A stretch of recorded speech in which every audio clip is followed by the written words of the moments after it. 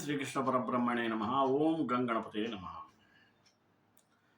If we come across to Bhagavad Gita, it is one of the great work of the universe because it gives lots of information in all the kinds of sciences.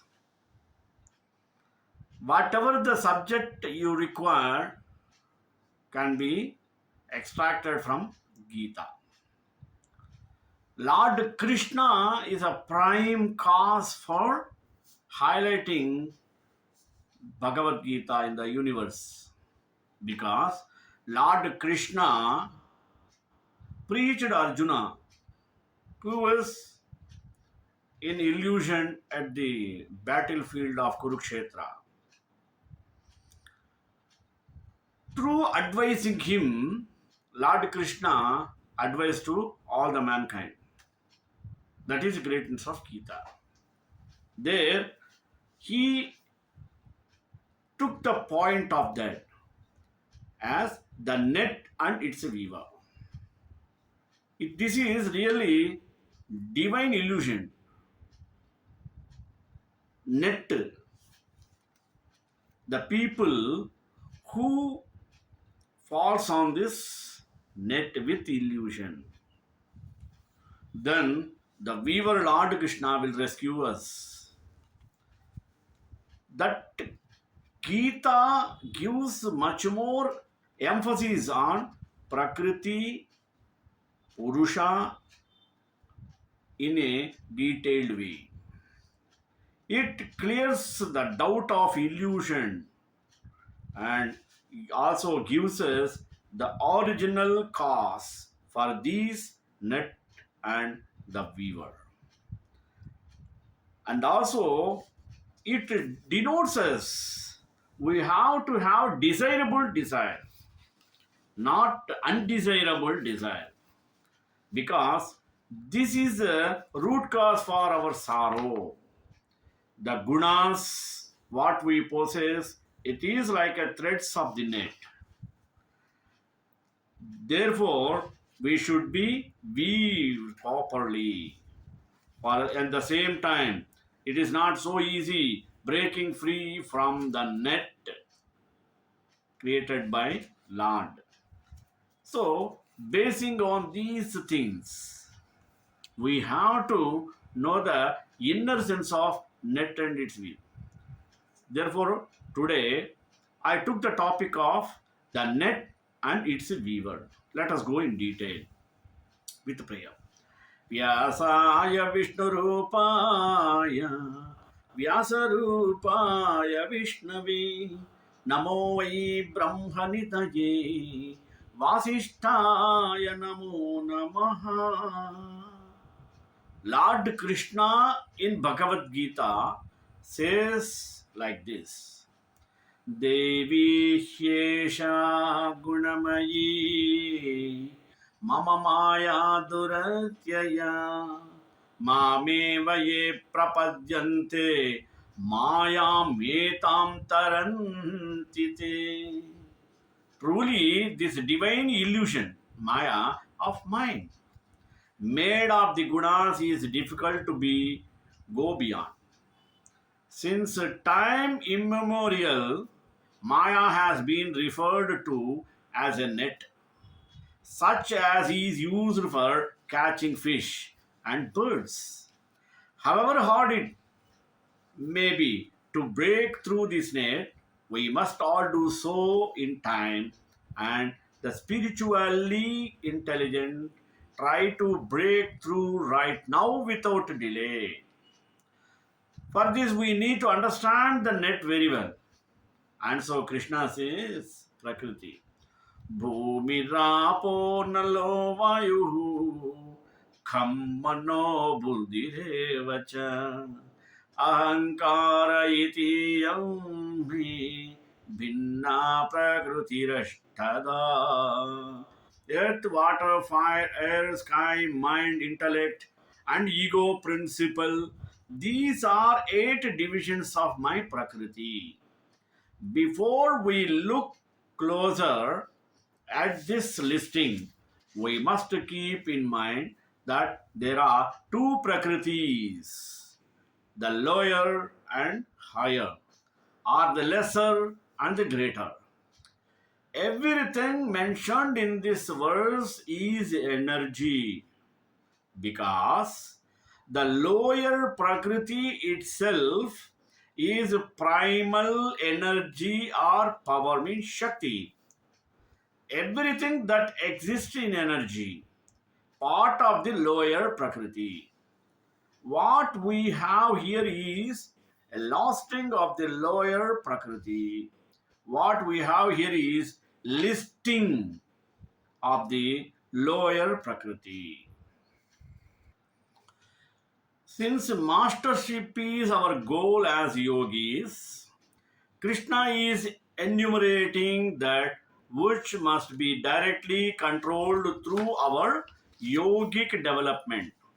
The list is short, but the challenging is long. First, we have the five primal elements Panchabhuta, earth, water, fire, air, and sky. Everything else is a combination of these five forms of energy, or more accurately, five forms of behavior or arrangement of energy. The three remaining are mirrors of intelligence. They are mind, manas, intellect, buddhi, and ego, ahankara. The manas is a sensory mind, the perceiving faculty that receives the messages of the senses. Buddhi is the intellect, the faculty of understanding and reason, the thinking mind. Ahankara is a feeling of I am. It is not the true self, for the self is pure wisdom and need not feel or think. Rather, it is the ego sense, the intermediary between the self and the bodies in which it is encased. Because it often takes over and blinds us to the self, the ego is usually spoken of in a very negative sense.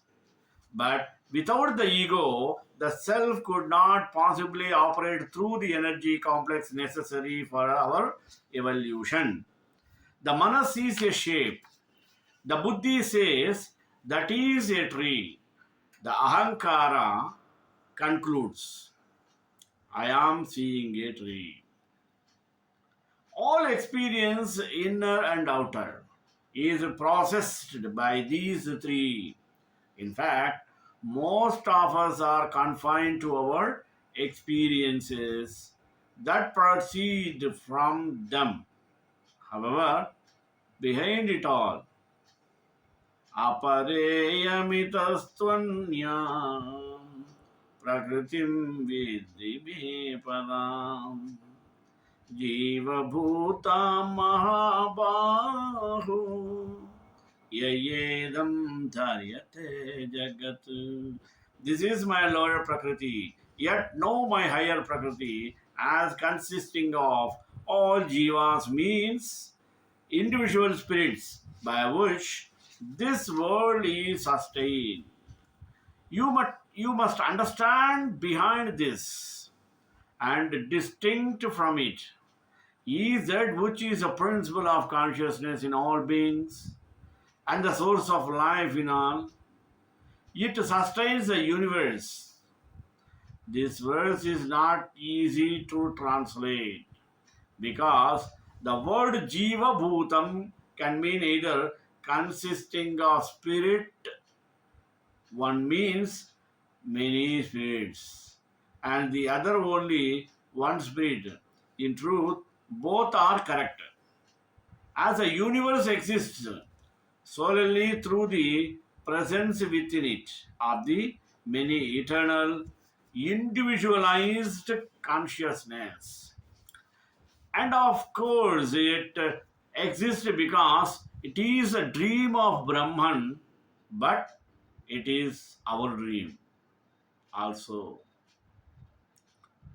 Good and spirits are existing in a sublime unity, incomprehensible to any but the enlightened. The lower Prakriti is energy, but the higher Prakriti is consciousness. Everything Krishna says is vastly important, including this point. It is rather common for people to think that if they know the enemy or the adversary well, they are going to easily come out, the victor or the master. But this is not true when considering Maya, for Maya of all itself is nothing. Though it has a source and an achievement or enlivener, true, it has cut itself off from that source and has taken on a kind of independent life of its own. But that is its own illusion catching up with itself. The bedrock truth of all things is that behind and separate from them is the primal Purusha, the supreme consciousness, that is inseparable form of all beings and the very principle of the existence of all things, including our own Jivatman, our own individual self. The immortal self is the sun shining in the sky.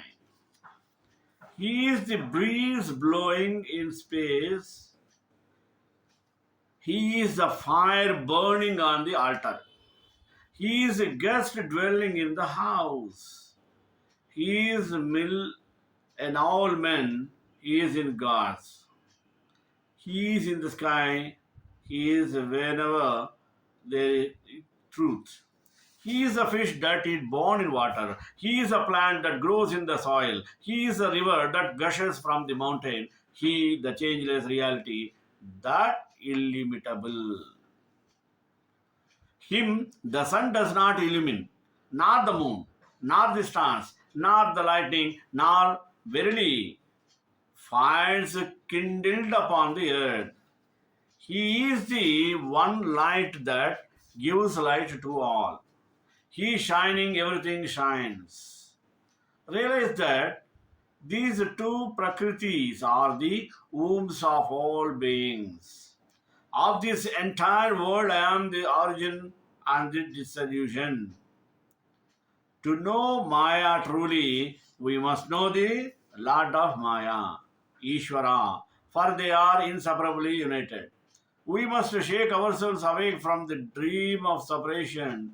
Part of knowing ourselves consists in experimental awareness of our origin. Prakriti united with Purusha. This is why the concepts of heaven, father and heaven, mother and are centered to any institutions based spiritual view. One without the other is nonsense. Even in the Upanishads, which so emphasize a transcendent aspect of reality that can be symbolized as father, the necessity of the mother is found.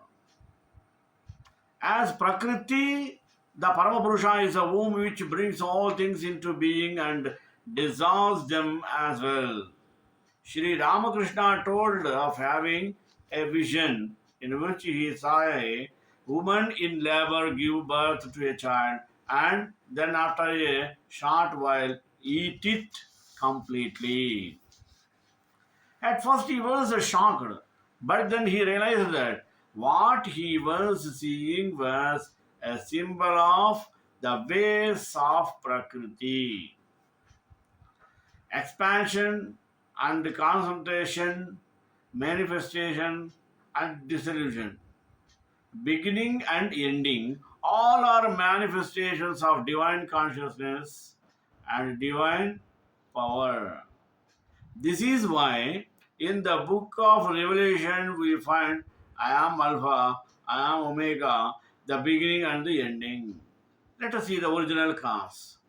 Mattah parataram nasti kinchidasti dhananjaya mai sarvamidam protam sutre manigana iva. O Arjuna, there is nothing higher than me. All this creation is strung on me like pearl on a thread.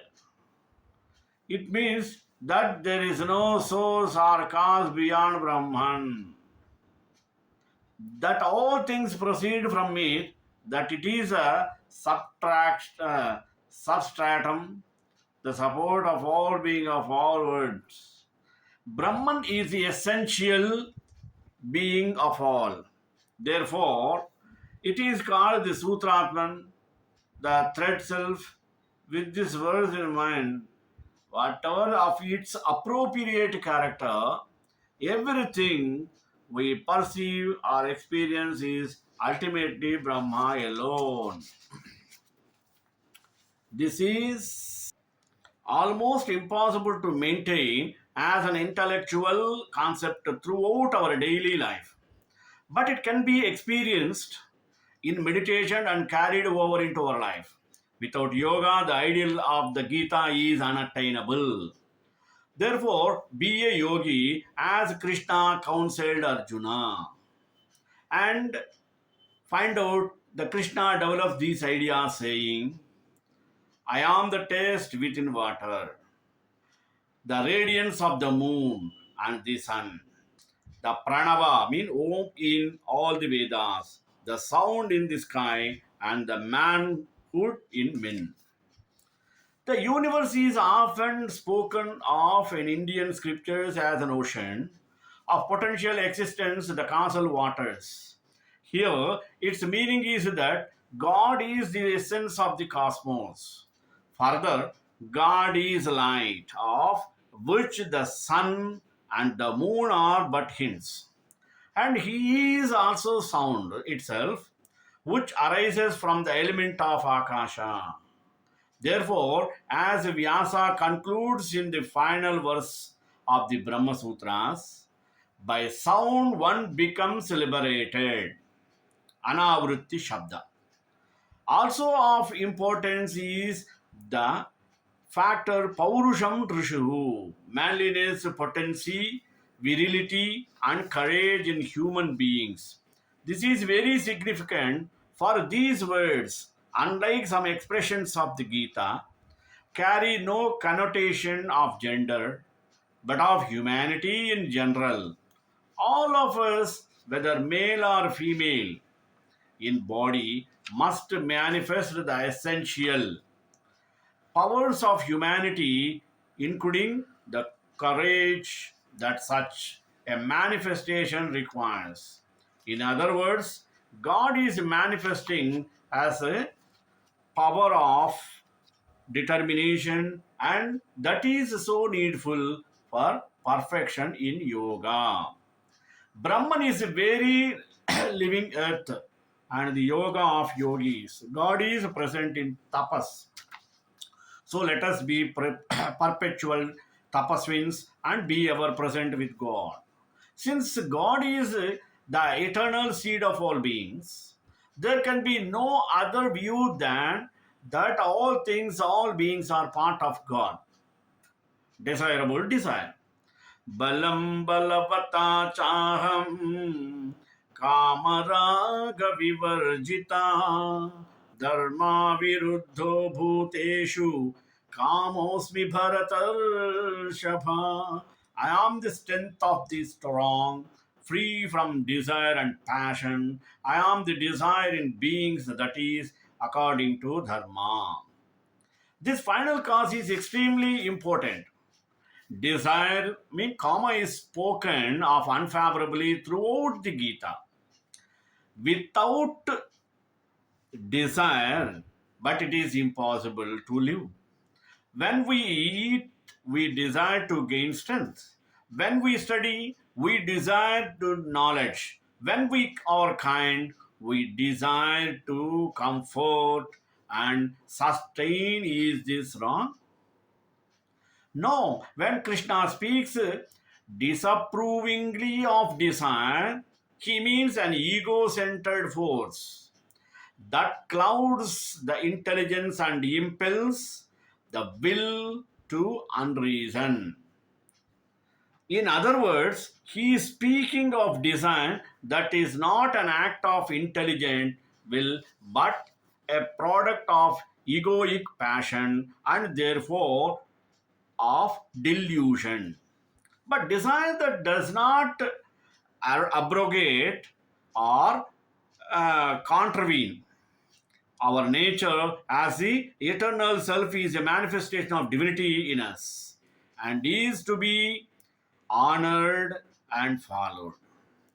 This is important to know since ignorances in Asia like to us, but is not the desire for enlightenment and liberation a desire too. In this way, they hope to silence the wise or exposing their ignorance in the form of their desires. The gunas, threads of the net. Know that sattvic, rajasic, and tamasic states of being proceed from me, but I am not in them, they are in me. The major strands of the Moic net in its external constitution are the three gunas. And having said that, I realize that nowhere in these essays have I really discussed the three gunas, waiting for the section where they are discussed by Krishna. But that will not be until the 14th chapter, so I had better outline them here. Let us see. The following is the definition for guna: quality, attribute, or characteristic arising from nature itself, a mode of energy behavior. As a rule, when guna is used, it is in reference to the three qualities of prakriti, the three mode of energy behavior that are the basic qualities of nature and which determine the inherent characteristics of all created things. They are sattva, purity, light, harmony; rajas, activity, passion; and three tamas, dullness, inertia, and ignorance. That covers is quite well. Some of the implications we can leave for comment when we come to the 14th chapter. There is no form of energy manifestation that cannot be put into one of these three categories, though they may also be of mixed character, so that an object is only predominantly in one of these clarifications. Nothing is random or unto itself. Rather, everything proceeds from Brahman, for Prakriti itself is merely a thought of Brahman, who is one with all. All is contained in Brahman, but Brahman is not contained them. This principle enables us to not fall into the error of thinking that God is nothing but the sum total of all things. Instead, all things are God, who yet remains separate from them. For Krishna next says, all this world is deluded by the three states produced by the gunas. It does not pursue me, who am higher than these and eternal. We, too, through the practice of yoga meditation, must regain the truth of our being, for we also stand apart from all that we experience. We, too, are supreme and deathless. This is the glory of the eternal Dharma. It tells us the plain truth about ourselves. Let us have breaking free from the net. Truly, this Maya of mind made of the guna is difficult to go beyond. Verily, only those who attain me shall pass beyond this Maya. How do we attain God? Not by religious acts or other pious gymnastics or by ascribing to dogmas. Since God is consciousness, we take refuge by elevating and merging our consciousness into the divine consciousness. Henceforth, to live in divinity, divine unity. This is the goal. This is salvation, mean moksha, liberation. But in the meantime, Maya is truly divine. For its purpose is our evolution beyond its bonds, the bound. But since duality is fundamental to existence on this earth, there are those who do not break through Maya, for they do not take refuge in the divine consciousness that is really their own consciousness. Rather than move upward into the light, they burrow down and down and down into the dark. Krishna says, evil doers, the lowest of men, bereft of knowledge by Maya, do not seek me, being attached to existing within a demonic mode of existence. A ladder, a stairway, and even a mountain have one thing in common. They can be ascended or descended. So, it is with the cosmos with Maya, the shared dream of both God and sentient beings. Those who do wrong, especially those who knowingly do wrong, become ever more willfully deluded by Maya. Since they are resisting the sole purpose of human incarnation, accent in consciousness. They are the lowest of beings since they seek the lowest rungs of the evolutionary ladder. Such a persons will never seek God, though some will be avowed atheists, others agnostics, other middling religious and others jealousy religious, but without any spiritual consciousness or conscience whatsoever. Such a persons through in human form live the life of demons, asuras, those who dwell in darkness. Since God is light, they are the truest atheists, those without God. Strength is of various kinds. What comes to mind right away is a physical strength, which can be acquired through nutrition, food, and regular exercise. Intellectual strength comes through diligent study.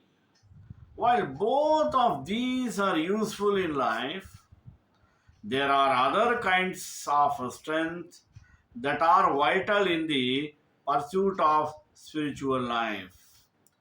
Two among these moral strength and the spiritual strength are absolutely necessary for success. Morality and spirituality can be distinguished but not separated. Note this point.